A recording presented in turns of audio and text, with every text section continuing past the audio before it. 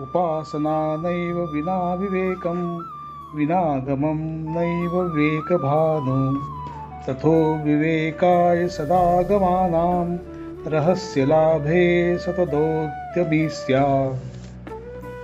मित्रांनो, या श्लोकात असे म्हटले आहे की उपासना नैव विना विवेकम, विवेकाशिवाय केलेली पूजा निरर्थक आहे.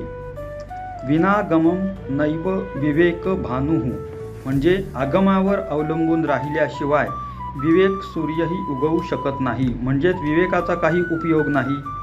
ततो विवेकाय सदागमानां, म्हणजे म्हणून बुद्धीसाठी माणसाने सतत आगमाचा आश्रय घेतला पाहिजे.